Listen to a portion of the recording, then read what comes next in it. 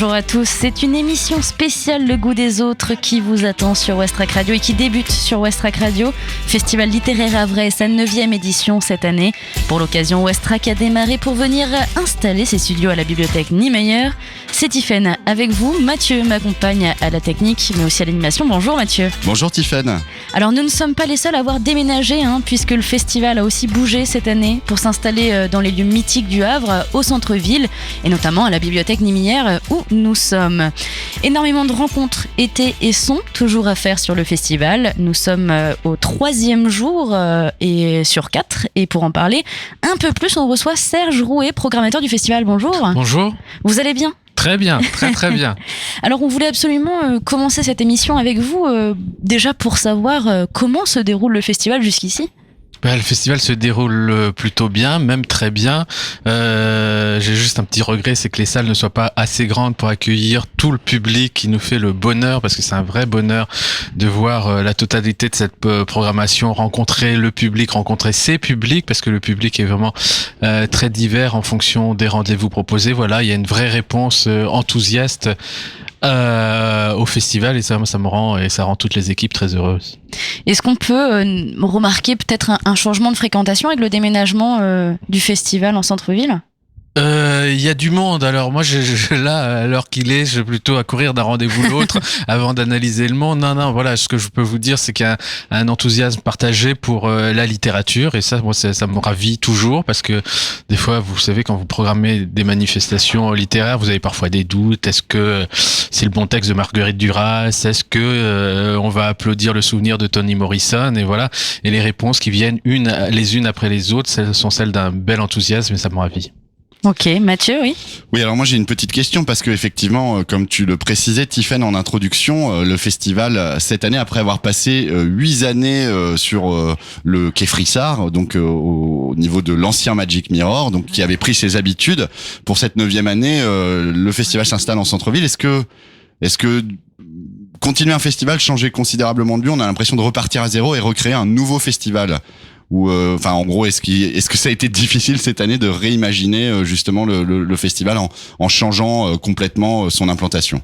Non, parce que moi j'ai tendance à dire qu'un festival c'est une sorte d'être vivant, c'est-à-dire qu'il grandit, il a parfois des crises de croissance, il réapparaît, il disparaît, et il se vit aussi comme une chose. C'est pas simplement les lieux qui font le festival, c'est la totalité des gens, des invités, et vous n'avez pas d'une année sur l'autre les mêmes invités, donc de fait un festival change année après année. Pour autant, là, il y a énormément de lieux et on a ressenti aussi des ambiances un peu différentes. Est-ce que du coup, la programmation s'est faite ou peut-être se fera selon le ressenti des lieux différents cette année ? Je pense que voilà, il y a des atmosphères. Moi, j'ai plutôt quand j'ai composé avec l'équipe de la ville le festival, moi, j'ai plutôt envie de parler d'atmosphère, c'est-à-dire que il y a des lieux d'une intimité particulière, il y a des lieux qui sont des lieux de lecture publique, il y a d'autres lieux qui sont vraiment des lieux de présentation de spectacles. C'est pas la même chose de présenter un spectacle d'El Mlalik que d'avoir envie de se retrouver autour de Sylvain Prudhomme pour entendre parler de son dernier texte par les routes, voilà. Et je trouve ça très important qu'on puisse, de manière très impressionniste, d'une couche après une, d'une palette qui est très diverse et dans une ville qui est très incarnée aussi. Et donc ce cœur de ville permet une incarnation très forte du fait littéraire, de pouvoir porter les couleurs. Et puis moi j'avais aussi quand on m'a confié la responsabilité de la programmation, j'avais envie de revenir au titre de la manifestation que je trouve très beau. Voilà, le goût des autres, c'est un étendard magnifique et donc il faut jouer du jeu de la totalité de toutes les gammes possibles. Ça a été facile de faire une programmation justement avec la thématique de cette année qui est la gourmandise qui revient sur le goût des autres. Moi j'aime les figures imposées. Donc à partir du moment où on vous donne un thème, et après voilà, c'est une manière de jonglage, d'invention, et puis la littérature, entre nourriture, gastronomie, et même dépasser ces notions-là pour aller jusqu'à la question et les notions d'alimentation, comme va le faire Olivier Rollinger cet après-midi. Ça permet d'avoir là encore des choses extrêmement larges, c'est-à-dire que il n'y a pas que cette idée. Au début, c'est vrai qu'on s'est dit la la nourriture, la gastronomie, des ogres, Pantagruel, des choses comme ça. Et puis on s'est dit mais non, la question de l'alimentation, elle est extrêmement prégnante aujourd'hui. La question du goût revient partout, la question des saveurs, des épices. Puis il y a le véganisme aussi qui vient énormément. Il y a beaucoup de choses, il y a beaucoup d'interrogations, et la magie, c'est que tout passe par des livres, voilà, et que la chose supérieure à tout et qui fait la force de ce festival, c'est la littérature, ce sont les livres et ce sont les écrivains. Christine est avec nous. Tu as une question à poser, si je crois. Parce que c'est vrai que cette identité portuaire de la ville, moi, il me semble qu'on la perd un peu en étant éloigné des quais, comme on l'était. Alors évidemment, ça fait un peu passer. Il suffit toujours de dire avant, c'était mieux. Enfin non, c'est pas du tout ça. Mais cette ouverture sur les quais, on pouvait apercevoir des bateaux quand on sortait du Magic Mirror. C'était aussi l'invitation au rêve, qui colle très bien aussi évidemment avec la littérature, les mots, la musique. Oui, mais très étrangement, si vous là, je sors à l'instant de la lecture d'Elsa Le Poivre de la Comédie Française et de Carole Beffa. Et ben, c'était tellement beau qu'on entendait la mer, on entendait au loin Vancouver, et on entendait tout ce paysage mental qui était transformé, et pourtant on est à l'intérieur d'un espace Niemeyer fait de béton, d'un matériau brut. Et ben non, on entendait par la force de la voix d'une comédienne, par quelques accents de piano, des choses très puissantes et très belles. Bon, alors j'ai pas les oreilles assez. Mais si, mais tout prête à la rêverie dans ce festival, à la fois les lieux, et puis moi je crois vraiment à la présence incandescente des écrivains, et qu'elle est en ce sens très puissante. Justement, avec votre retour, est-ce que vous, sur ces 3 jours-là, jusqu'ici, vous avez eu un coup de cœur sur quelque chose que vous avez programmé, ou une ambiance qui vous a particulièrement touché? Il y a plusieurs choses. Il y a à la fois des visages et des corps, comme disait Patrice Chéreau quelque part.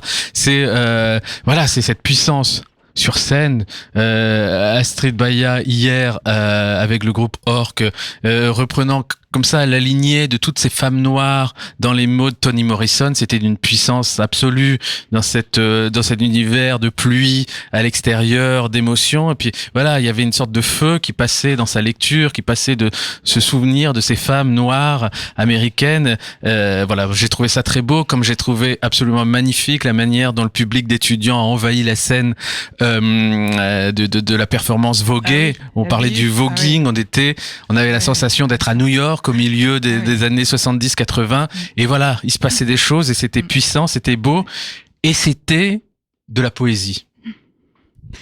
Qu'est-ce qui est à ne pas manquer, avant la fin du festival?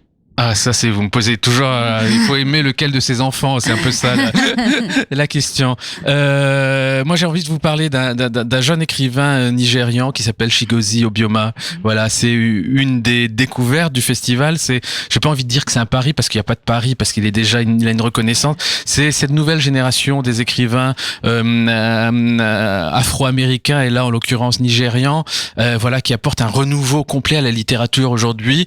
Et il sera là. Il a fait le déplacement. Un renouveau qui se base pourtant sur des grands classiques, puisqu'il va puiser aussi son inspiration dans la littérature grecque. Oui, de base. Et là il y a une grande puissance, et je trouve ça absolument formidable et génial qu'il puisse être avec nous ce week-end. Il y aura 2 temps, un temps où il va partager avec Marie Dariussec, et j'aime bien aussi cette rencontre Marie Dariussec, Chigozie Obioma, c'est-à-dire que vous avez de part et d'autre de l'Atlantique, finalement. On retrouve la mer. Pour moi, pour mes quais, pour mes bateaux.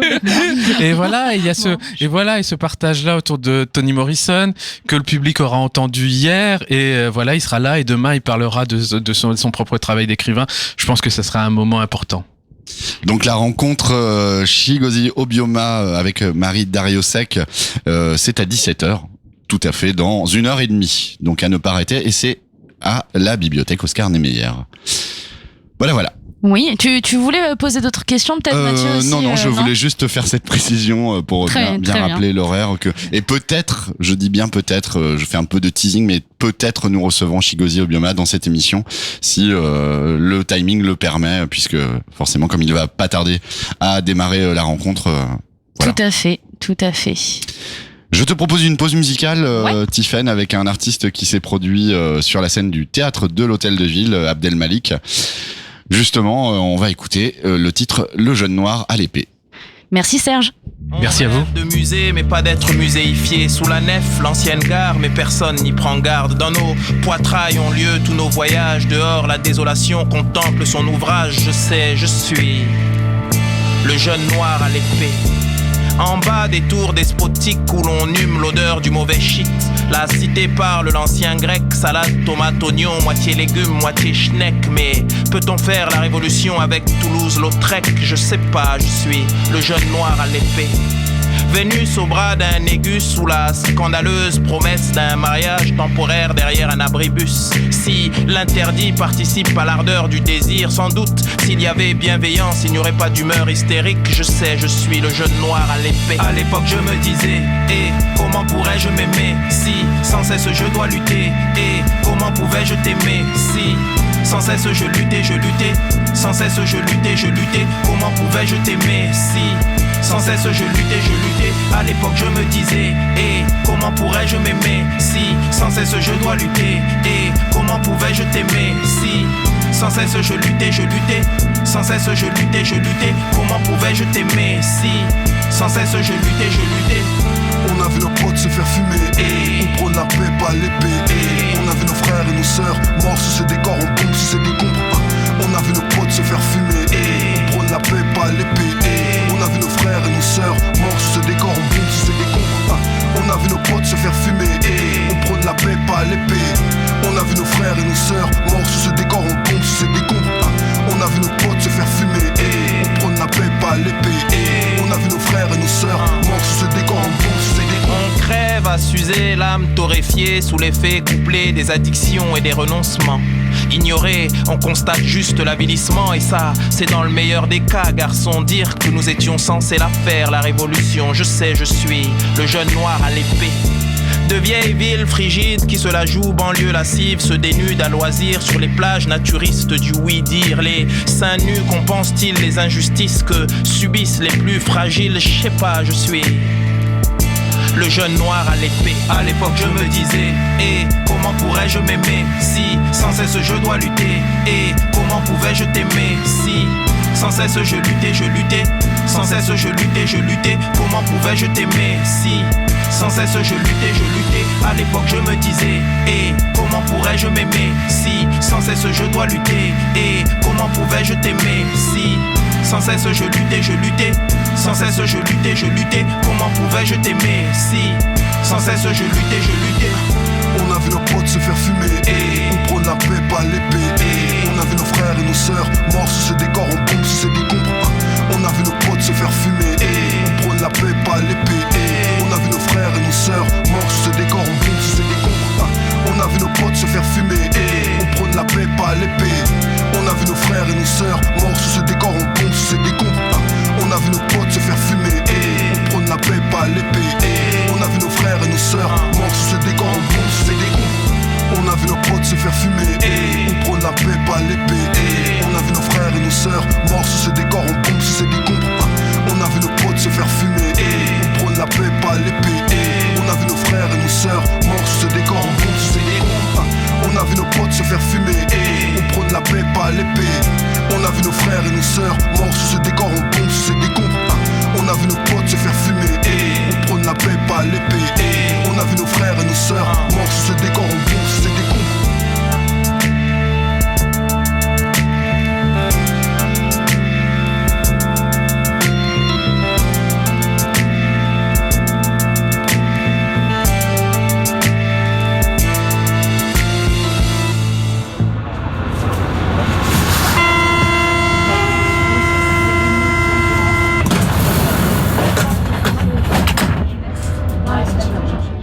Abdel Malik avec le jeune noir à l'épée qui était sur la scène du théâtre de l'Hôtel de Ville justement pour cette prestation. C'était vendredi ?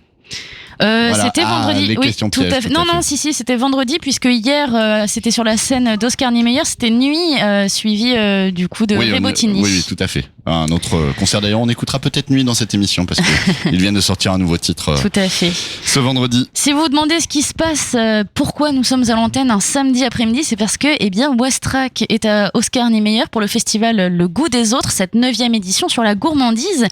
Et on poursuit cette émission avec Pierre et Thomas du groupe Santa Cruz qui sont là pour un sacré gueuleton, Jim Harrison, une création Le Goût des Autres. Bonjour Pierre et Thomas. Bonjour. Vous allez bien? Je vais demander ça à tout le monde. Bah oui, on va bien, ouais. Alors, vous êtes là, en fait, ça va être une lecture musicale, il me semble bien, de Jim Harrison, d'une œuvre de Jim Harrison. Et vous allez faire la musique qui va accompagner cette lecture. Ouais. Je voulais savoir comment on composait, comment on accompagne justement quelque chose qui va être dicté, lu et mis en scène. Alors c'est un exercice particulier, effectivement. La chance qu'on a, nous, c'est d'être un groupe constitué, donc d'avoir déjà aussi un répertoire assez vaste, puisqu'on est un vieux groupe aussi. Je rappelle 2002, du coup la création. 2002, voilà. création, voilà. Donc vraiment des vieux jetons. Et mais du coup, voilà, on a quand même un répertoire assez riche, et du coup, ça nous a permis d'aller isoler des petits morceaux de musique, des instants, et puis des fois des morceaux complets, puisqu'en fait c'est trois textes enchaînés. Et qu'on a décidé aussi de ponctuer par certaines de nos chansons histoire originales, un genre de petit générique, quoi, une sortie de texte pour en introduire un autre.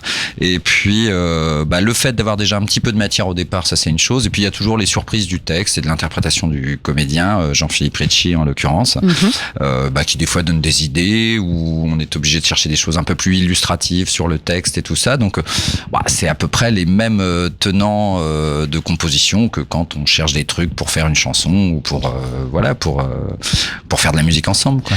Ouais, alors moi, comme c'est la première fois que je le fais, Thomas, c'est pas la première fois, mais moi c'est la première fois. Ça m'a fait penser. Enfin, j'imaginais un peu le travail de musique de film, un peu comme ça, et voilà, ça me fait penser à ça un petit peu, parce qu'il faut vraiment s'adapter à un rythme, une diction, et puis à l'univers du texte. Et c'est le texte qui impose sa couleur, quoi. Vous avez déjà lu, vous connaissiez déjà certaines œuvres de Jim Harrison avant ça? Alors moi je suis un gros fan de Jim Harrison. Je pensais avoir tout lu sauf Un sacré gueuleton qui est sorti en poche cette année, qui est un truc posthume si j'ai bien compris. Mais Pierre aussi, toi t'en as déjà lu, je crois. Ouais, j'ai pas tout lu, mais j'ai lu Dalva.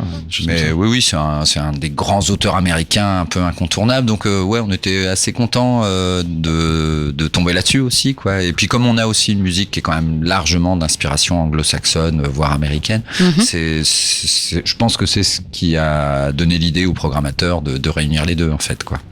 On va s'intéresser un petit peu aux coulisses, justement, puisque comme tu le précisais, Tiffen, c'est une création Goût des Autres.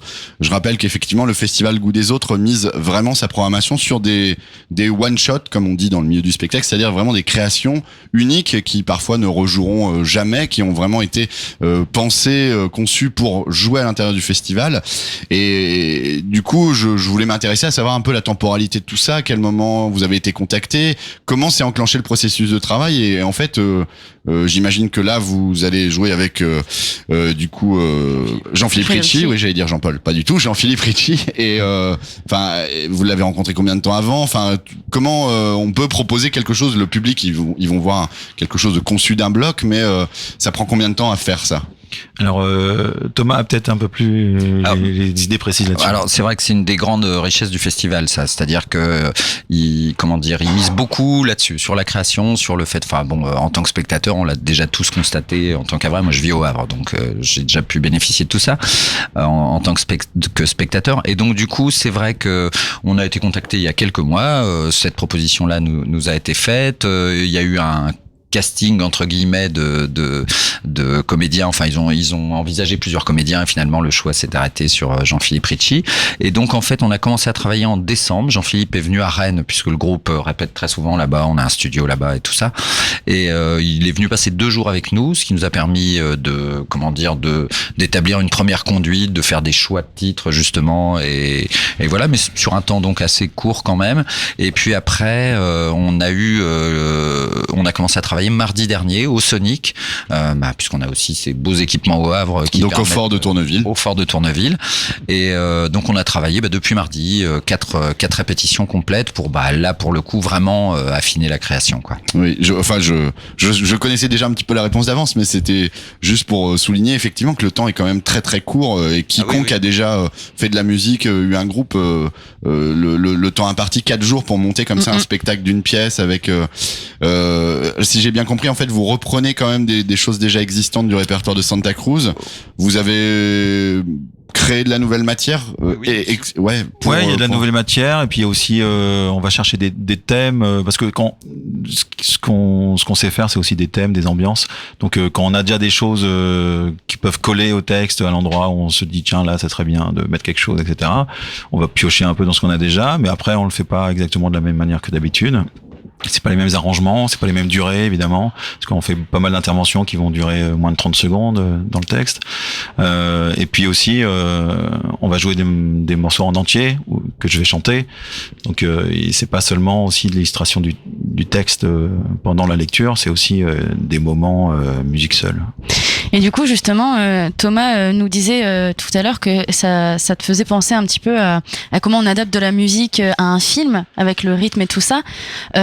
Pierre nous évoquait la petite résidence à Rennes où vous travaillez.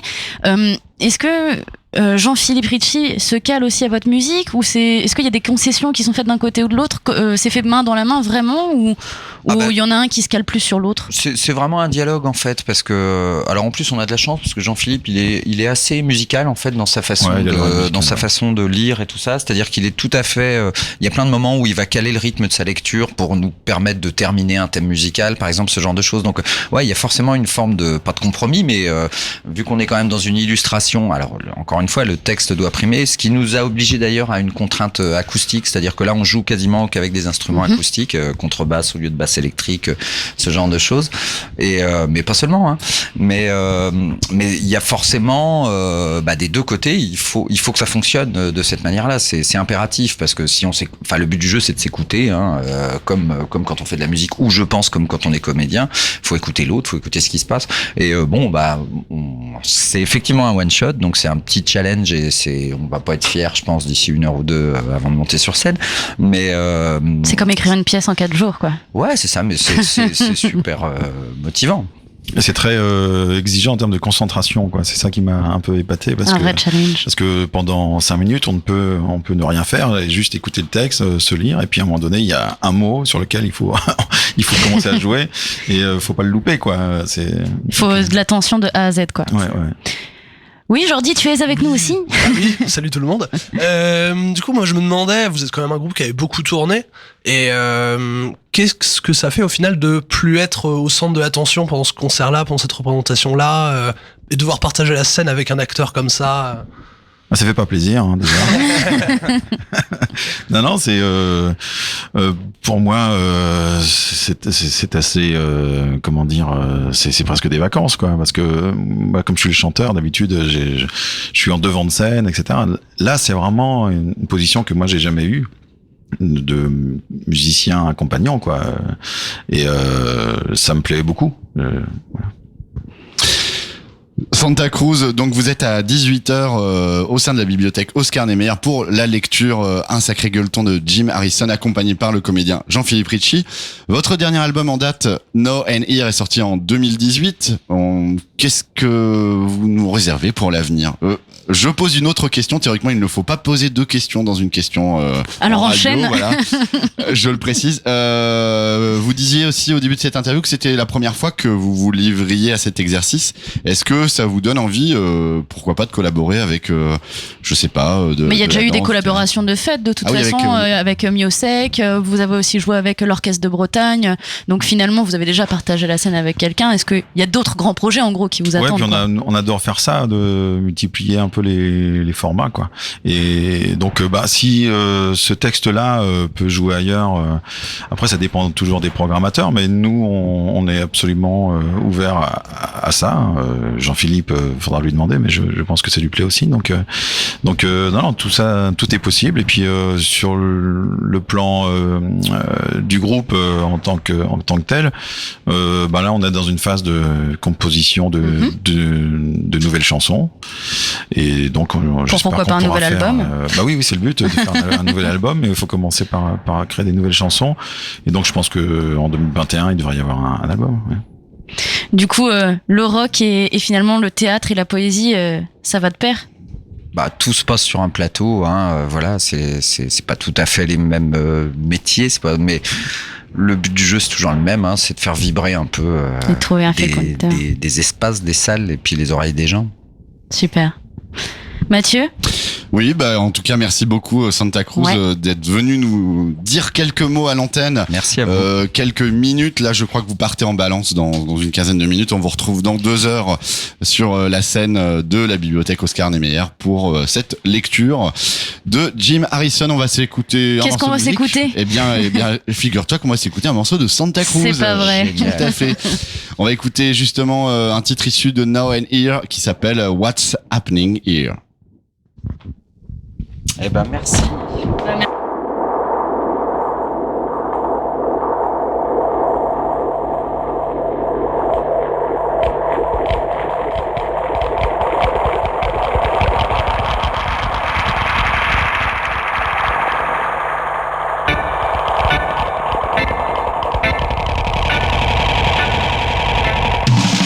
All here seems under control. Blood, sweat and tears even come against. No surface emotions, no joke in the van, no grin, no smile. Can you really hide the sorrows? Can you hold them till tomorrow? Oh no, you won't. You're on the edge of wondering what's happening here.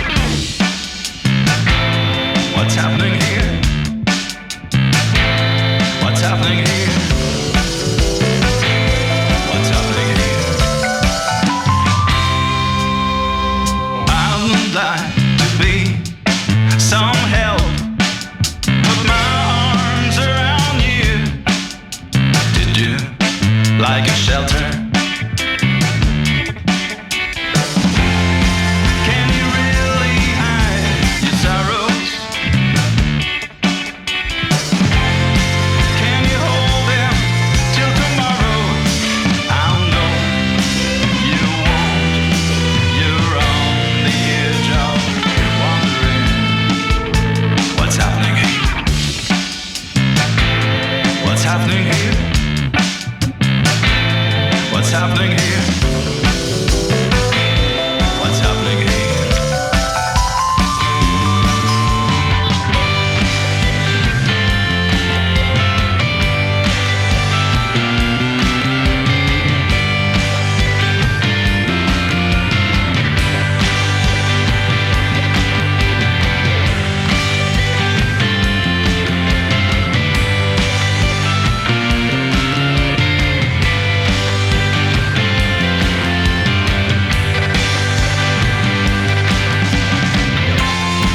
Do you really need your shadow? Can you really hide your sorrows? Can you hold them till tomorrow? Oh no, you won't. You're on the edge of wondering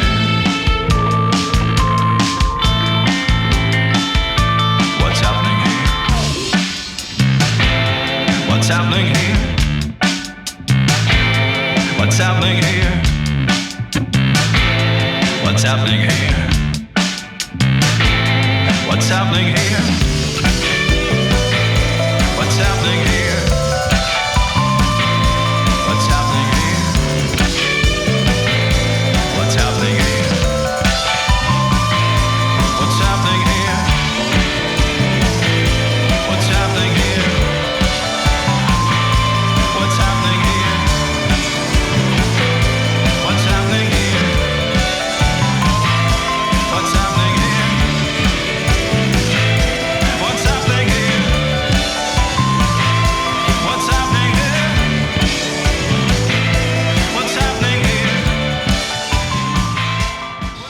Santa Cruz avec What's Happening Here. Vous êtes sur West Track Radio. Il est 15h49. Nous sommes en direct du Goût des Autres. Tiffen, je te Et nous passe la sommes parole. même en direct de la bibliothèque Oscar Niemeyer. On a parlé création, le goût des autres juste avant. On va reparler création, le goût des autres avec Hansel et Gretel, le début de la fin des frères Grimm. Bon, c'est pas les frères Grimm qui sont là pour en faire une lecture, je t'avouerai. On est plutôt sur une adaptation d'Alice Zenniter, je prononce bien, c'est ça, avec Alice Zenniter. Thomas Bass est avec nous aussi, l'illustrateur du coup de ce nouveau conte, on peut dire presque. Bonjour à vous en tout cas. Et puis Thomas Chettel est toujours avec nous aussi des Santa Cruz, qui fait aussi la musique sur tout ça. Bonjour à vous trois en tout cas. Bonjour. Voilà, dans le micro, c'est pas mal. Allez, on va faire chacun son tour. Vous étiez en représentation ce matin, vous êtes en représentation encore demain matin à 10h ici à la bibliothèque. Non. À côté, Au Magic C'est Perret. c'est au Magic Perret. D'accord. Heureusement que j'ai des chroniqueurs avec moi qui m'aident. Moi, la première question qui me vient, c'est que Hansel et Gretel, c'est quand même un gros morceau. Comment on fait pour s'attaquer à un classique du genre et le réadapter de façon moderne ? Alors en l'occurrence, c'est pas nous qui l'avons fait, c'est donc Alice Zenniter. Oui, nous on est interprète. Et oui, bonne question, faudra lui poser. En tout cas, oui, c'est un conte ancestral, c'est un des contes les plus violents de Grimm quand même dans ce qu'il raconte, l'abandon, avec effectivement toujours le conte initiatique de quand on arrive à passer la forêt, on devient un adulte. Donc là, ou avec plein de diamants, ou avec un prince charmant, c'est selon. Et donc effectivement, elle en a fait. À la base, c'est une pièce de théâtre qui est publiée chez Actes Sud jeunesse pour junior. Et donc effectivement, elle s'est complètement emparée du conte et en a fait une version comme on le fait très souvent. Mais alors elle y est allée très fort. Elle est assez engagée, Alice Zenniter, dans son écriture et tout. Et c'est bien Hélène, du coup, que Hélène nous avons. Hélène Zenniter, Hélène Francis. Non, c'est vrai que comme on a nos invités sur le fil aussi. Ah oui, bien sûr, c'est normal. Excusez-moi. Et donc elle en a fait une version très acide, très cruelle, très violente, sans révéler l'histoire. En gros, la forêt, c'est la banlieue, les banlieues qu'on connaît, une espèce de désert, de no man's land. La sorcière, elle vend des organes. C'est une businesswoman absolument, voilà. Et puis, ça n'est pas du tout manichéen, comme le sont les contes ancestraux, voilà. C'est-à-dire que la sorcière n'est pas si méchante, la belle-mère n'est pas si méchante, voilà. Et ce qui est assez beau dans cette lecture, c'est que justement il y a plusieurs lectures. C'est que les enfants qui sont venus nous voir, les scolaires, pour eux, c'est happy end, la sorcière est méchante, les enfants sont gentils. Pour les ados, on leur fait déjà moins. Ils ont déjà une lecture un peu plus acerbe et un peu plus acide. Et les adultes, évidemment, voilà. Mais voilà, c'est la force du conte. Donc effectivement, c'est un texte très bien adapté, très intelligent et très fort. Hansel et Gretel reste, mais est-ce qu'au final, c'est pas ce qu'il faut aussi, cette réadaptation et cette évolution pour toucher les enfants actuels aussi? J'en suis convaincue. Oui, là vous parlez à une convaincue. Oui, c'est-à-dire que oui, ce matin. Comment ce matin, les enfants étaient. J'ai eu peur à un moment. Je me suis dit. Oui, ils ont 3 supports en plus. Ils vont avoir un petit peu du mal ce soir à s'endormir. Je sais pas. Ouais. En même temps, c'est vraiment plus violent, que de la peur, c'est c'est la terreur, ce qu'on appelle vraiment la terreur. Et psychanalytiquement, c'est-à-dire que je pense pas que c'est la peur. Il y a quelque chose, j'espère, qui avec les supports de la musique, du dessin, de l'image, ils vont en parler. Oui, oui, tout à fait. Parce qu'à un moment, quand même, l'image est complètement. Vous passez du rouge progressivement, tout le dessin est recouvert. Ouais, il y a un des dessins effectivement. J'ai vu un papa partir avec une petite fille. Ah oui, je me suis dit, c'est vrai. C'est pour ce soir, ça. On va raconter Babar ce soir, mon chéri. J'ai dit là quand même. Ouais, non, j'utilise peu de couleurs. Enfin, il y a grosso modo, il y a le blanc du papier, du noir, du rouge, et un peu de gris. Et pourtant, dans le descriptif, on parle de personnages hauts en couleur. C'est vrai, mais noir, rouge, c'est en couleur, en énergie. Oui, c'est coloré, mais je sais justement. Ça, c'est vous, ça. C'était au sens littéraire. Ou en couleur, en énergie, bien sûr. Mais effectivement, on a travaillé sur la base, même dans les costumes. Enfin, on peut pas parler de costumes, mais enfin bon, voilà. Rouge, noir, blanc, qui sont vraiment les. Oui, on est quand même beaucoup dans un monde. Ces 3 couleurs-là représentent des choses précises.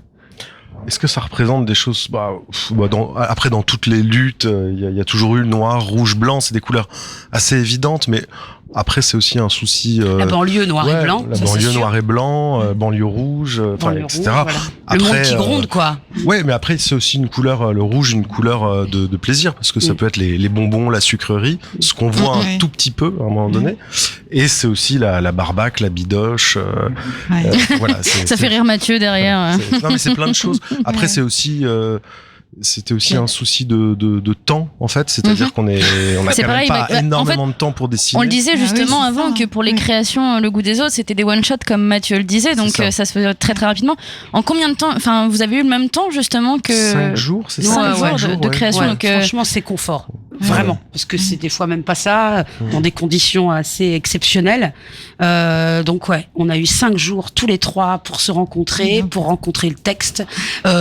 Eux ont plus bossé que moi. C'est-à-dire que eux, en amont, ils ont bossé beaucoup plus la musique. Et sachant que toi, du coup, t'étais sur 2 projets en même temps. Oui, très différents. 15 projets. Non, c'est une bonne semaine. Mais non, j'avais anticipé la musique quand même, histoire de pouvoir arriver aux répétitions avec déjà du matériel, quoi. Donc t'as dû vraiment réaménager ton temps. Ça s'est fait en même temps, les 2 projets Non, heureusement, les temps de répétition intervenaient pas sur les mêmes semaines.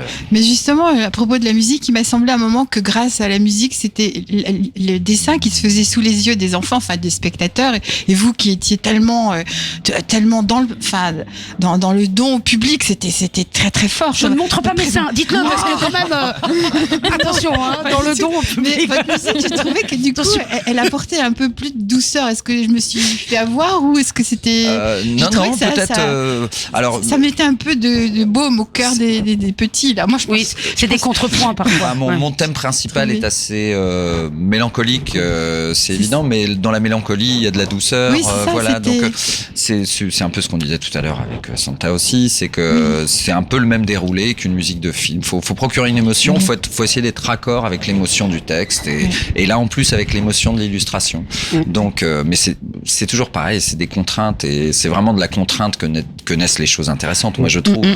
Donc, la vraie difficulté, en fait, quand on a plusieurs supports, c'est de ne pas pléonastiquer, c'est de ne pas rajouter sur ce qui a été dit, c'est de laisser la place à chacun et que vraiment il puisse y avoir en même temps le champ de tous les possibles pour les enfants. Et c'est ça le danger. Comment est-ce que vous avez gardé justement ce fil de la gourmandise, sachant que on est passé quand même d'une maison de nourriture avec une sorcière qui veut manger des enfants à une sorcière qui vend des organes dans une banlieue? Ouais. Alors la question c'est c'est pas moi, c'est l'auteur. Oui, mais la réinterpréter aussi. Mais comment on garde la gourmandise dans ce moment-là, dans un milieu plus hostile du coup aussi. C'est ce qu'elle dit très justement. Elle dit cette phrase. Elle dit pour les enfants qui sont pas pauvres, oui, bien sûr, les schtroumpfs, les caramels, les super acides, on adore. Mais chez les gens qui n'ont pas du tout d'argent, le rêve c'est pas d'avoir des schtroumpfs, le rêve c'est d'avoir de la barbaque. Donc voilà, c'est-à-dire que là pour le coup la gourmandise, l'image d'Épinal, enfin l'image qu'on a tous quand on va à Strasbourg, des maisons en pain d'épices et tout, là dans un contexte économique et social de crise, on n'en a rien à péter des caramels.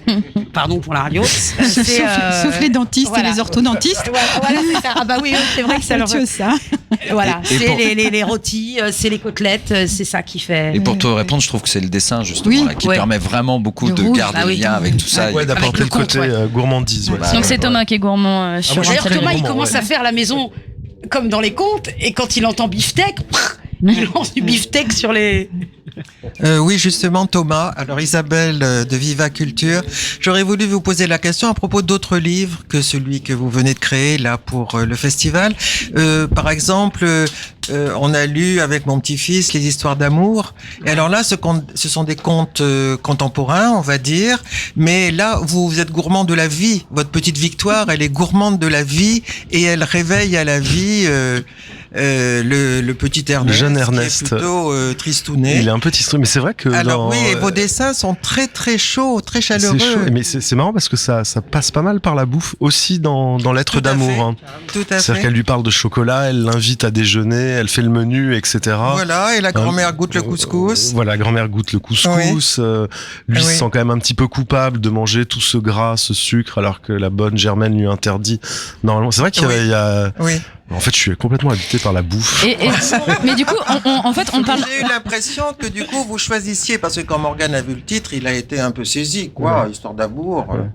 quand même. C'est lettre d'amour, hein, lettre d'amour. Ouais. Mais en fait, la plupart de vos livres aussi, avec cette petite série philosophique, portent sur des sujets qui effectivement affectent tout le monde et en particulier les enfants aussi, bien sûr. Et vous les traitez de manière très authentique et en même temps légère. Profonde et légère à la fois. Je pense que c'est toujours mieux, quoi, de parler des choses graves de manière un peu légère. Enfin, c'est ce qui permet d'en parler sans être plombant, quoi. Oui, voilà, c'est ça. Et en prenant les enfants au sérieux. Ah oui, alors ça, par contre, c'est capital. Ça, c'est. Enfin, je trouve qu'on doit. Enfin, je trouve qu'en tant qu'adulte, il y a rien de pire que de s'adresser à des enfants en imitant les enfants. Voilà, je pense qu'on peut leur parler. En parlant bébé, en parlant. On peut leur parler tout à fait normalement. Et s'il y a des choses qu'ils comprennent pas, ils posent la question et c'est parfait. Merci Thomas. J'avais une dernière question à vous poser à tous les trois, puisque on parle d'un spectacle énergique, on donne des couleurs vives, enfin le rouge qui est là. On parle de barbac depuis tout à l'heure. Est-ce que les végétariens peuvent venir voir le spectacle? Oui, c'est une métaphore. Hein. Il aurait fallu que tu conçoives une maison en salade, en lait de soja et. Oui, non. C'est vrai que le pain d'épices c'est du gluten dedans, donc ça. Mais c'est intéressant en même temps ce que vous dites parce que vous en connaissez des véganes qui sont d'une classe populaire extrêmement pauvre. C'est vrai. Bon, ça existe peut-être. Oui, les Asiatiques mangent beaucoup de riz et peu de viande. Mais voilà. Et encore, le porc est souvent au centre de l'assiette aussi. Ouais. C'est vrai. Voilà. Donc, je pense que oui, c'est le privilège des riches de choisir ce qu'on mange. Et moi, je voulais dire que j'ai trouvé très jolie la fin, comme un générique de fin, la musique, votre main, on voyait votre main qui écrivait le générique, en fait, c'était très beau cette dernière image. C'est vrai qu'on était content de cette fin. Ah, très beau, on s'est demandé un peu comment le finir et se dire finalement, il y a aussi quelque chose d'un peu cinématographique, quoi, de faire ce générique. Et puis votre main en plus dedans, en train ça permettait à la musique aussi de se terminer, de finir cette valse comme ça. Voilà. Donc j'ai vu que vous étiez gaucher. Oui, alors ça. Oui, mais ça a marqué beaucoup, mais ça fascine toujours. Ah bah oui, les grands champions de tennis sont gauchers. Mais il y a pas mal de dessinateurs. Il dessine, il fait pas du tout de tennis. On avait l'impression que les lettres sortaient de votre main, qu'il n'y avait pas de stylo. Ah oui, alors ça c'est vrai. C'était très ça bave et tout, c'est n'importe quoi. Voilà, c'est ça. Très joli, très très belle image. Bon, en tout cas, de la belle poésie, mais de l'énergie tout de même, puisque il y a visiblement une interprétation assez énergique, la musique de Thomas aussi qui reste présente. On vous retrouve demain 10h au Magic à Perret et non pas ici à Oscar Niemeyer. Merci d'être venus tous les trois. Merci à vous. Et puis bon spectacle demain. Mathieu, on se refait une petite pause musicale ou quoi? Exactement, et comme je l'ai annoncé tout à l'heure, on va écouter un titre du groupe Nuit qui s'est produit hier à la bibliothèque. Tout à fait. Avec Arnaud Robotini aussi qui se produisait. Je n'y étais pas, j'aimerais bien avoir des avis d'ailleurs. Arnaud Robotini, si vous avez noté, c'est celui qui a notamment composé pour le film 120 battements par minute. Notamment. Mais oui, j'aurais bien aimé avoir des échos sur cette soirée, je pense que c'était très très bien. Nuit a sorti un nouveau titre hier justement qui s'appelle Young Again et qu'on vous diffuse en exclusivité.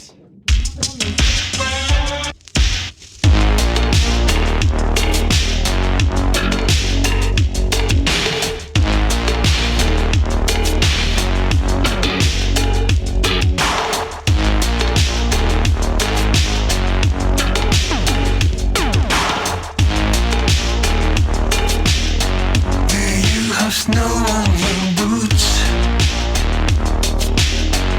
spartanizing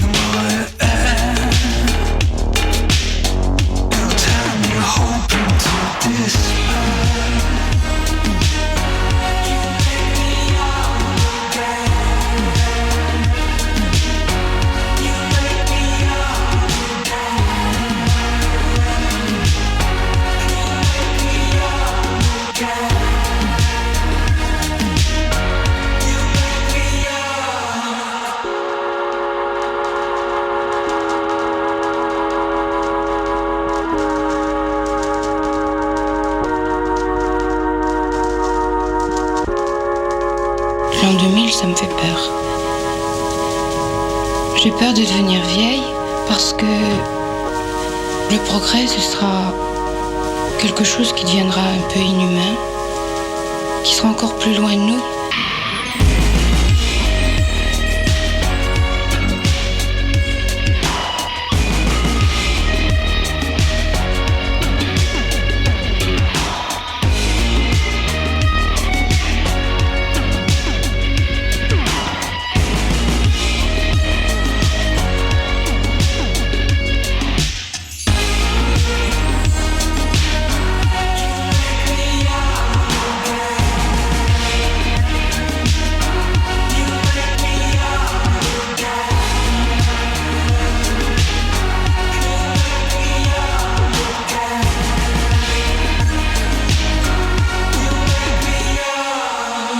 Les Havrais de nuit avec Young Again. Alors ne cherchez pas Young Again sur internet, ça s'écrit YGN-AGN. Voilà. YNG-AGN. Ils ont fait une compression de mots, mais ça veut dire Young Again. J'ai appris ça, donc ça va être pratique à annoncer encore voilà. sur la radio, ça.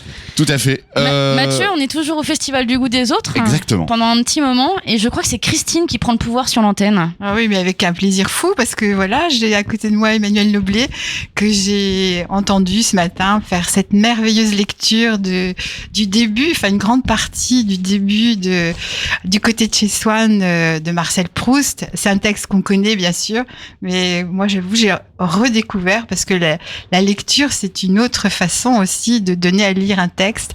Et d'abord je vous félicite et j'étais vraiment enchantée. Mais je voulais savoir donc un texte pareil. Vous avez dit en préambule que c'était très impressionnant pour vous de vous attaquer à Proust. Pourtant vous vous êtes attaqué à des textes très difficiles. Hein. On n'a pas oublié ici au Havre Mélis de Kerangal. Vous pouvez nous en dire un petit peu plus sur cette difficulté à entrer à s'emparer de Proust? Bah oui, c'est très impressionnant Proust parce que déjà lire soi-même quand on le découvre, et moi je dois d'ailleurs dire et avouer très simplement que je le redécouvre grâce à cette lecture parce que j'avais essayé de lire il y a des années, j'y arrivais pas. Enfin, j'y arrivais pas. Je pense qu'il y a des âges et des rendez-vous qu'on a avec des auteurs et Proust est extrêmement impressionnant et donc là je redécouvre et en fait c'est un tel génie, c'est-à-dire que il y a des auteurs brillants, des écrivains formidables, mais il y a aussi des génies et Proust quand on le lit c'est prodigieux et on peut pas oublier ça et à chaque ligne on se dit mais c'est dingue. Et surtout, pour le lire après en public, il faut réussir à entrer dans sa respiration, dans ses idées, son souffle, et on rentre dans des phrases, et tout à coup on parle de la salle à manger, et le verbe qui va donner la fin de la pensée, il est à la page d'après, et il faut pas l'avoir perdu de vue. Et donc c'est difficile, c'est difficile, et c'est prodigieux, donc c'est très impressionnant. Ouais, mais vous avez réussi, parce qu'on n'a jamais décroché, on était même prêt à entendre une ou deux, peut-être un trébucher sur un mot. C'est même pas arrivé en presque une heure de. Si vous êtes sympa, mais si. Oh bah j'ai pas entendu. Non, mais c'est très sympa. Voilà, vous êtes trop sympa. En tout cas, vous avez vraiment donné la respiration de la phrase et même rendu les petites virgules, les sourires, on pourrait pas dire. Non, mais ça m'a surpris que le public réagisse à ce point-là. La pendule qui jacasse. Alors dans cette description du coucher, la pendule qui jacasse, mais évidemment on pouvait pas. Non, et puis le public a réagi aussi sur le moment où il donne ce billet pour sa mère pour lui demander qu'elle remonte pour l'embrasser, avoir plus de temps avec sa maman et il ment. La phrase de la voilà, il ment en disant mais c'est maman qui m'a demandé voilà, il faut qu'elle vienne et vous voyez comme on est incapable de dire, lui il en parle magnifiquement, puis dès qu'on essaye de reparler de ce moment-là c'est pathétique. Bon bref et il dit je pense qu'elle m'a pas cru. C'est pas possible, voilà, et parce qu'elle sait, et là il rentre dans une description de la psychologie, d'à quel point cette femme, et on sait pas pourquoi elle arrive à déceler comme des âmes anciennes le vrai du faux, et qu'elle a un code hérité de je sais pas où, c'est prodigieux, et on se dit mais ce mec a tout compris de tout, de la psychologie des gens, de l'histoire, en restant dans son lit sous frotteux et sans voyager, c'est incroyable.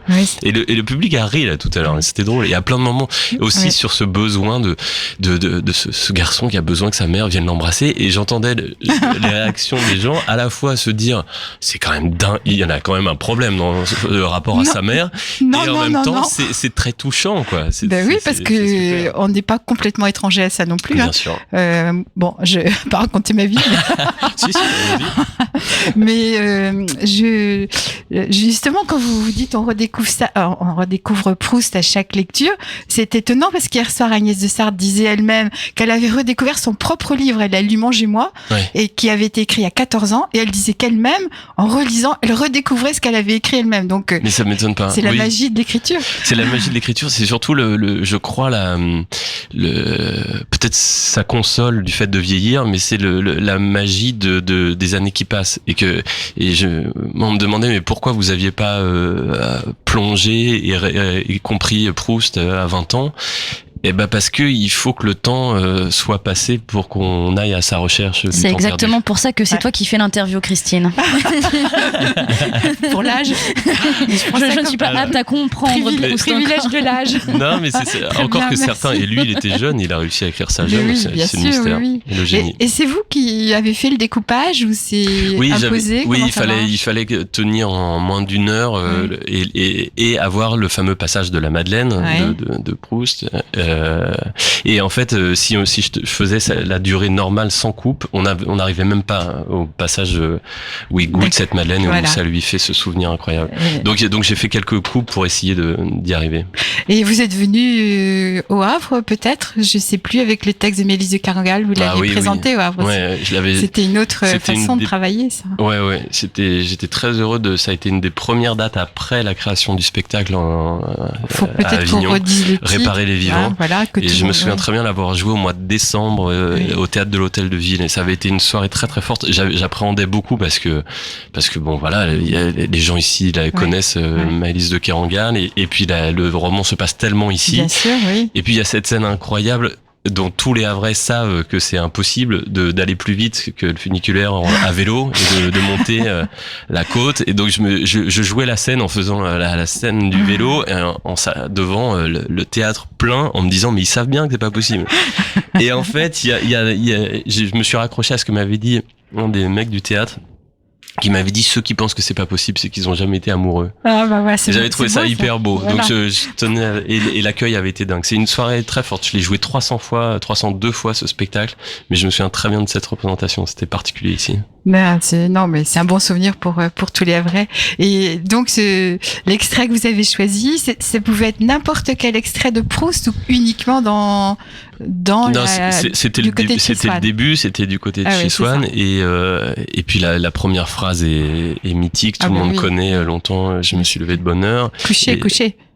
J'ai dit quoi? Levé. Magie de l'écriture. Tout le monde connaît la phrase et non, c'est parce que je me suis levé de bonne heure. Alors ça c'est fort. C'est balèze. J'ai bien drôle. entendu, c'est ça. Oui. C'est drôle. Non mais c'est hyper drôle. Mais on peut comprendre parce que ça. En tout cas, tout le monde connaît. Si vous voulez, on coupe, on la refait. Hein. Non, c'est drôle. Je réfléchirai après pourquoi j'ai sorti ça. Mais non, mais c'est Mais il fallait avoir ce début incroyable et puis la Madeleine qui va avec le thème du festival. Voilà. Saint-Jacques. Est-ce qu'on peut comparer quand même Proust comme le gros morceau, pour rester sur la gourmandise du festival? Proust, c'est un gros morceau à digérer quand même. Oui, mais c'est pas indigeste. C'est ça le truc. Bravo. C'est que c'est pas alors. Et puis c'est pas je pense qu'il y a tout. C'est pas du sucre, c'est pas dégoulinant, c'est pas écœurant. Je pense qu'il y a, mais c'est les entremets, l'apéritif. C'est ça. Proust, ça se savoure sur la durée, donc. Ouais, entrée, plat, dessert, et puis tout y est, quoi. Tous les alcools, toutes les nuances, il y a tout quand même. Ouais. C'est bon, tu as eu. Non, mais je suis encore portée par la lecture de ce matin et du coup, c'était un bonheur de faire ça. C'est une chance de lire Proust, même si ça fait très peur. Mais du coup, très heureux de faire ça. De ce que j'ai compris, il y avait un peu une dégustation en même temps de la lecture. Ou... Non, il y a une autre. C'est en ce moment d'ailleurs. Il y a une dégustation avec une psychologue, je crois, qui en parle et qui refait ça aussi demain à 14h. Et je crois que je vais retourner lire juste le passage de la Madeleine avec elle demain à 14h. Et voilà. Ah, donc La on peut vous dégustation en revoir. pleine conscience, c'est Voilà. ça. Très C'est ça, D'accord, c'est très à c'est la ça. mode aussi. Et donc, demain, je suis ouais. content aussi, je lis Oui. avec Olivier Adam, c'est son vrai. dernier roman. Ouais. Oui, alors là aussi, on va essayer d'avoir une place parce que le problème cette année, c'est d'arriver à entrer dans les salles pour écouter les lectures ou rencontrer Les spectacles victimes de leur succès. Oui, c'est ça. C'est-à-dire qu'il fait plus chaud, on est au chaud, mais il y a un peu moins de place apparemment. Merci en tout cas d'être venu sur le Merci, plateau de West merci à Radio. vous. Merci beaucoup. Christine. Merci, un plaisir. Mathieu, où partons-nous? Que faisons-nous? Eh bien, nous allons faire une nouvelle pause musicale. Cette fois-ci, on se projette. On a écouté que des trucs qui ont déjà joué. Là, on va écouter quelque chose qui joue ce soir, puisque ce soir, il y a la Liquid Room, la fameuse pool party qui est devenue un des moments cultes du festival. C'est concert claquette. On peut dire ça. Ce soir, à l'affiche, il y aura Polo Noir, Jennifer Cardini et Roman Flugel qu'on va écouter à l'instant.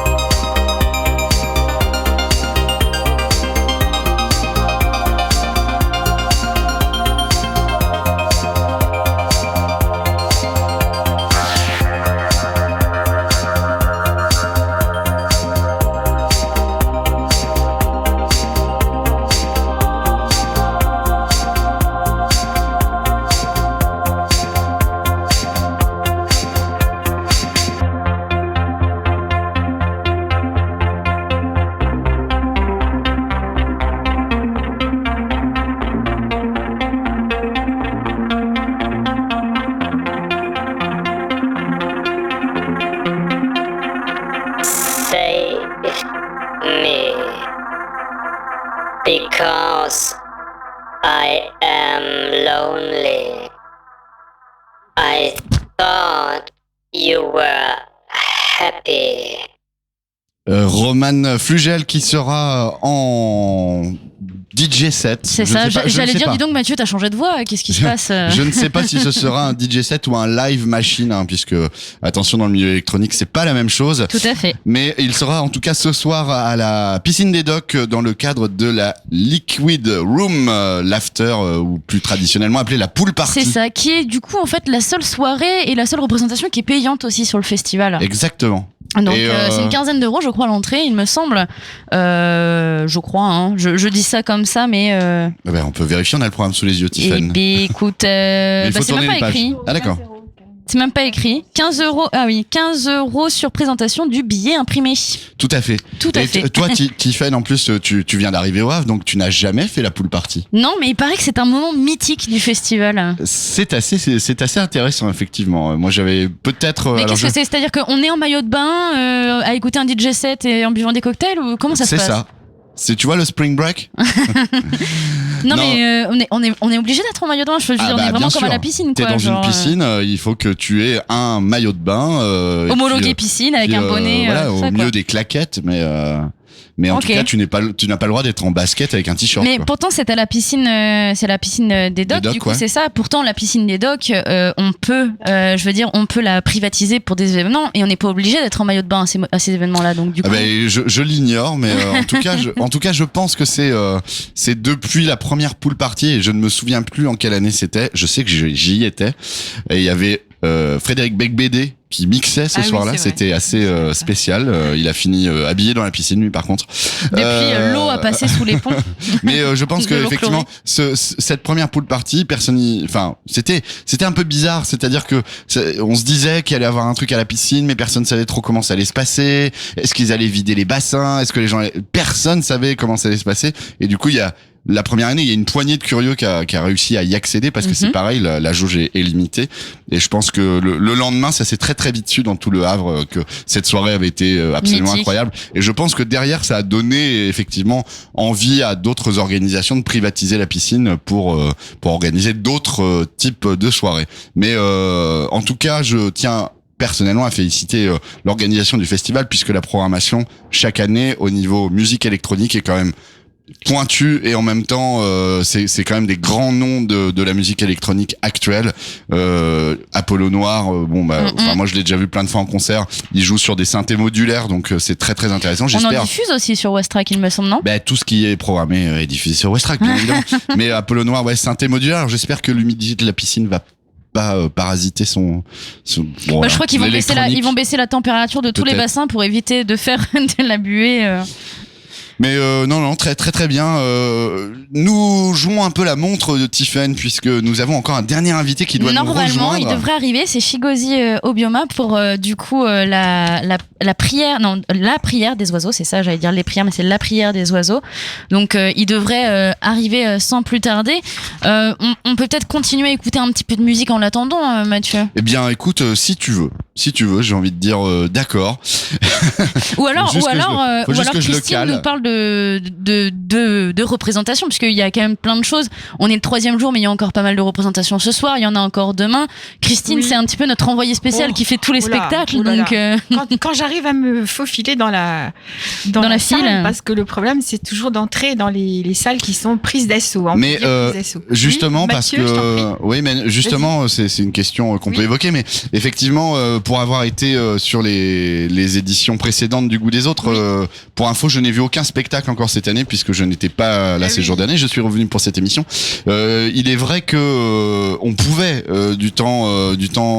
du Magic Mirror qu'est Frissard, enfin des Magic Mirror, on a accédé assez facilement aux salles cette année. Je sais pas, ça me semblait plus fluide, plus facile. D'accord. D'entrer. Cette année, toi qui as fait l'intégralité du festival pour le moment, c'est plus compliqué. C'est difficile quand on vise plusieurs choses qui sont programmées en parallèle, de profiter de toutes les offres. Voilà. Le problème, c'est de profiter de toutes les offres. Il y a un choix, bien sûr.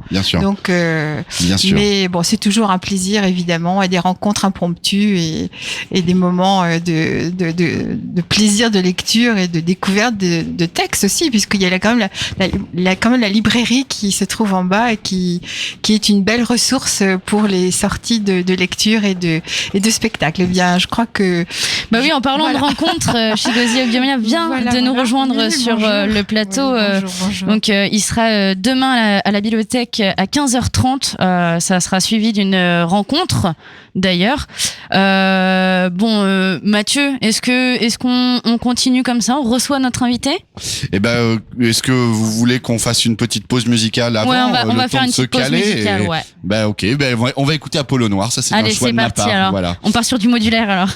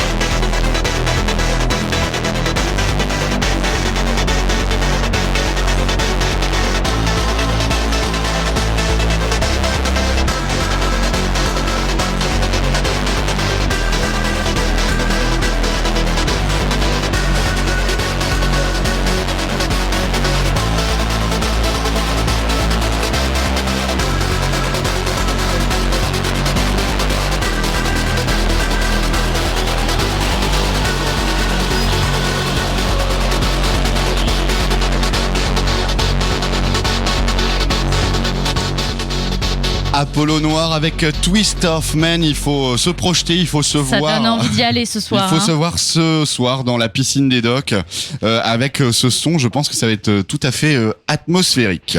Notre dernier invité pour le festival Le Goût des Autres vient de nous rejoindre sur le plateau. Mathieu, il s'agit de Chigozie Obioma pour le roman La prière des oiseaux. Il sera en rencontre demain à la bibliothèque Niemeyer à 15h30. Bonjour. Bonjour. On va débuter comme ça de but en blanc puisque il nous reste très peu de temps. J'avais noté que dans bon nombre d'interviews, votre amour pour la littérature grecque était évoqué. Est-ce que vous vous souvenez de votre toute première rencontre avec la littérature, votre premier coup de cœur? Well, thank you for having me here. It's been a pleasure discovering Le Havre. Donc, merci de me recevoir déjà, c'est un plaisir de découvrir Le Havre. Well, so I began reading very early in my childhood, and it just so happened that the books I first read were the books that my parents had on their shelves. En fait, j'ai commencé à lire très tôt quand j'étais enfant, et les premiers livres que j'ai lus, c'était ceux qui étaient dans la bibliothèque de mes parents. And there was a lot of, obviously Shakespeare, but there was a lot of Homer as well. And some of the Greek, Aeschylus and the rest of them. So I feel like the first I read must have been the Oresteas tragedy. Alors il y avait évidemment beaucoup de Shakespeare, mais il y avait aussi du Homère et beaucoup de textes grecs, Échille en particulier, et je pense que le premier texte que j'ai lu, c'est la tragédie Orestias. Est-ce que ça a été votre premier coup de cœur ou est-ce que votre amour pour la littérature est venu après? Yeah, so once I began reading, I just, my love for writing came almost like a quest to replicate what I had read. En fait, c'est surtout une fois que j'ai commencé à vouloir écrire que mon envie de lecture en fait et mon envie d'écriture est venue comme une idée de pouvoir reproduire en fait ce que j'avais lu qui m'avait plu. So I remember I would always ask my mom, with tears in my eyes almost, Mom, I want to write like this guy. When should I, when will I be able to do so? So the more I read, the more I, developed this appetite for writing. And naturally, by the time I was 12, I had a novel written. That was my first novel. Et donc je me souviens que tout petit, je demandais à ma mère, presque avec des larmes dans les yeux, comment est-ce que je peux faire pour écrire aussi bien que cet auteur-là, quand est-ce que je serais assez bon pour y arriver. Et donc plus je lisais, en fait, plus j'avais envie d'écrire, et si bien qu'à l'âge de 12 ans, j'ai écrit mon premier roman. Et aujourd'hui, vous êtes parti aussi donner votre savoir à d'autres puisque vous enseignez la littérature. Est-ce que ça influence aussi aujourd'hui les écrits, le retour des élèves, etc.? Well, the funny thing is you can't really teach some aspects of writing, like the inspiration. But what I do is I just look at the work that students have produced and try to help them shape it through my own experience as a writer. En fait, ce qui est drôle, c'est qu'il y a beaucoup d'aspects de l'écriture qu'on peut pas enseigner, comme par exemple l'inspiration. Donc, ce que je fais, c'est que je prends les textes de mes étudiants et j'essaie simplement de les aider à lui donner forme en utilisant mes propres expériences. So I think I do more like a guide or an editorial work somehow, So I take a manuscript that is raw, and then I show the student here and here is what I would do if I were in your shoe. So it's just an empathetic move of me putting myself in their shoe as an apprentice writer and then telling them, look, this is what Chigozie Obioma would have done were he the owner of this manuscript. En fait, j'agis plutôt comme un guide. Je fais un travail éditorial, si vous voulez. C'est, en fait, je leur dis, à cet endroit-là, par exemple, si j'étais à ta place, je pourrais moi faire ça. C'est plus un travail d'empathie, en fait. Je prends le manuscrit brut et puis j'essaie de me mettre à leur place d'écrivain apprenti. Je leur dis, voilà, Chigozie Obioma à cet endroit-là, par exemple, ferait ce choix-là. Et vous-même, du coup, puisqu'il y a beaucoup d'articles sur vos œuvres qui circulent, vous puisez dans vos expériences pour votre plume. Est-ce que, du coup, le fait d'écrire, c'est aussi de partager des expériences comme vous le faites avec vos élèves au plus grand nombre, en faisant écho à votre passé, à votre parcours? Well, I feel like fiction usually is a molding of lived experience and other things. You know, so you take obviously aspects of lived experience and then you mold it in such a way that it becomes unrecognizable to those who have lived the experience. So it is inevitable, obviously, that I will take certain aspects of my own past and put in my work, but this is mostly fiction, to be honest.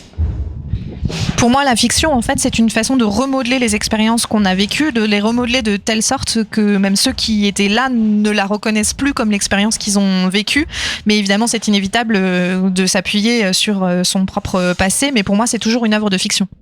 Yeah, for instance, this novel is loosely based on true experiences, The Prayer of Birds. So I met this guy who died in very interesting ways in Cyprus. He was deceived just like Chinonso, the main character of the novel. But that real life character died in Cyprus, you know, but in the novel, Chinonso doesn't die. He goes to Cyprus, but he returns to Nigeria. So that's the way in which I just take a figment of reality and mold it into something bigger, something more cosmic. Par exemple, dans ce roman, il s'inspire vaguement de choses que j'ai rencontrées, notamment d'un homme que j'ai rencontré à Chypre et qui est mort là-bas, qui a inspiré le personnage principal de La Prière des Oiseaux, Chinonso, sauf que lui va à Chypre mais il ne meurt pas là-bas, il va retourner au Nigeria. Donc ça montre comment on prend en fiction un fragment du réel et qu'on va ensuite le remodeler dans quelque chose qui va être plus vaste, qui va même être de dimension cosmique. Ça va être la fin de cette interview puisque nous n'avons plus le temps. J'avais une dernière question à vous poser. Qu'est-ce que vous pensez de la traduction française du titre de votre livre, hein, qui est La Prière des Oiseaux? Well, so what has always happened is somehow the European countries, because I'm lucky my novels get translated into a lot of languages. Sometimes they say, look, we can't translate the title into these languages because either there is like a book that is famous in that language that already has that name. For instance, The Fisherman for the Danish. There is this legendary book called The Fisherman and they didn't want to translate that way. Alors c'est amusant pour moi que je vois comment mes livres sont traduits parce que j'ai la chance de les avoir traduits en Europe dans beaucoup de langues différentes. Parfois, on m'explique qu'on ne peut pas traduire littéralement le titre parce qu'en fait, dans cette langue-là, il existe déjà un livre qui porte ce titre et qui est très connu. C'est le cas, par exemple, pour Les Pêcheurs, qui est un livre légendaire au Danemark. Yeah, but for this one, An Orchestra of Minorities, I feel like the French, the German title as the same, actually. The reason I think is because the word minorities wouldn't translate very well in French. But this title is actually very brilliant because there's a chapter in the novel that has the title. So it's not like they invented something new. It was actually taken from the book. Dans le cas de ce livre-ci, le titre est le même, La Prière des Oiseaux en français, dans la version allemande aussi, et je crois que c'est parce que le titre original, Orchestra of Minorities, l'idée de minorité se traduisait pas aussi bien en français, mais ce titre est très intelligent parce qu'en fait c'est aussi celui d'un chapitre du livre, donc c'est pas une invention, c'est un titre qui a été vraiment tiré du livre. D'accord, merci beaucoup en tout cas Monsieur Obioma. On vous retrouve demain à la bibliothèque Niemeyer à 15h, c'est ça, la bibliothèque Niemeyer. Pardon ? Aujourd'hui aussi, je pense, hein. Samedi, non? J'ai bien compris. Donc d'ici 20 minutes, sur place, hein, voilà. Sur place pour une lecture et demain pour une rencontre. Bien, merci en tout cas d'être venu sur le plateau de Westrack Radio. C'est la fin d'ailleurs de cette émission, Mathieu. Oui, on va en profiter une fois que. Merci. Et puis, une fois que nous serons entre nous pour reposer la question à Christine de ce qu'il va falloir faire demain. On peut quand même avoir une visibilité sur demain. Très bien. On a plein de choses à faire parce que donc aujourd'hui chez Gauzy Obioma. Voilà, à 17h, donc d'ici là, un quart d'heure en bas, dans l'entrée aménagée de la bibliothèque Niemeyer. Et sinon, une fois que vous aurez été bien danser à la piscine ce soir, vous pourrez peut-être revenir demain matin pour à nouveau retrouver la lecture musicale Hansel et Gretel, l'adaptation d'Alice Zenniter. Qui est visiblement très dynamique et très plein de vie. Oui, vraiment, c'est un beau travail de spectacle. Et puis, si on me demande mes coups de cœur, et ben moi, je suis très... Évidemment, je retrouverai avec Proust. plaisir Emmanuel Noblet, qui lira le roman d'Olivier Adam, Une partie de badminton, demain à 16h30, toujours à Niemeyer, parce que l'écrivain Olivier Adam, ce grand aventurier réfugié maintenant en Bretagne, évidemment, a toujours eu notre préférence dans les romans. On a beaucoup adoré tout ce qu'il avait écrit, et retrouver la voix d'Emmanuel Noblet, bien sûr. Et puis sinon, eh bien, quand même une rencontre avec un écrivain tout à fait étonnant qui a percé cette année, qui écrit depuis longtemps, mais un écrivain local, parce qu'il n'y a pas beaucoup de locaux, je trouve, dans cette programmation. Mais évidemment que notre facteur préféré, Robert Cottard, qui a écrit et qui a publié aux éditions de l'Olivier ses calendriers, sera en rencontre demain à 15h30 à la librairie La Galerne.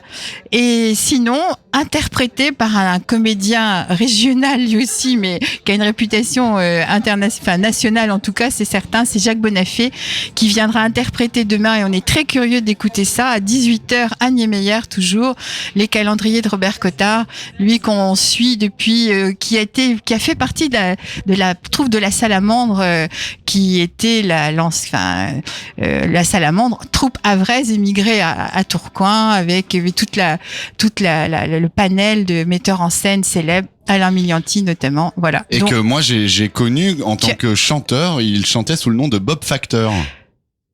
tu veux dire ça, Robert c'est Cottard. Robert Cottard. Oui. Oui, il chante toujours, il fait des concerts, concerts. Mais sous le nom de Bob Factor. Voilà, du coup, Bob le Facteur. Mais Jacques Bonafé a fait partie de la troupe de Milianti et de Gildas Bourdet, qui ont évidemment marqué l'histoire de la Maison de la Culture, dans laquelle on se trouve d'une certaine façon ici à Niemeyer. Et puis de toute façon, pour tous les curieux, toute la programmation est à retrouver sur festival-legoutdesautres.fr sur n'importe quel moteur de recherche, avec une description de chaque représentation, de rencontres, de spectacles, puisque oui, le Festival du goût des autres, c'est des écrivains, mais c'est aussi des lectures, c'est aussi de la musique, c'est plein de choses finalement.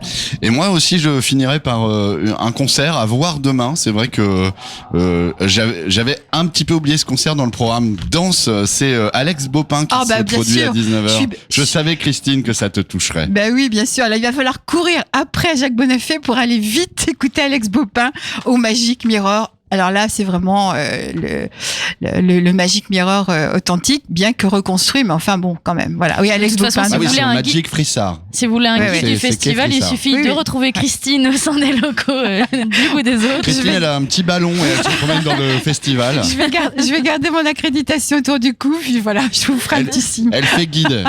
Ah si oui, volontiers.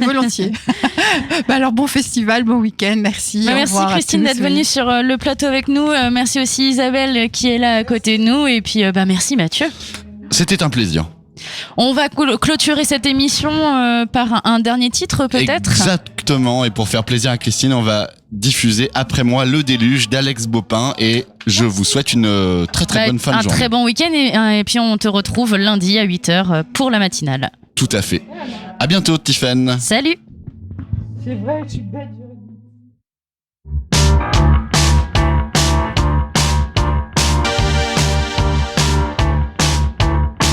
Je t'attends, tu t'étends sur un autre sujet que moi. Je t'espère, je te perds comme un objet, un an et un mois. J'apprends que tu t'éprends d'un plus grand, d'un plus beau. Pourquoi? Je t'écoute, ça me coûte, me dire combien c'est chaud. Dans ses bras, je sais c'est moi qui t'ai quitté, mais toi qui t'es, pour penser qu'après moi, l'herbe repoussera. Après moi, je veux qu'on soit malheureux. Je sais c'est moi qui t'ai quitté, mais toi qui t'es, ni Noé, ni refuge. Après moi, le déluge. Après moi, la pluie. Sauf qui peut la vie. Je m'ébats, tu t'en bats, peut-on tomber plus bas que ça? Je te cherche. cherches, tu te perches, c'est assez de jouer. Achat. Je t'appelle, tu m'épelles, et fils et hache-moi la paix.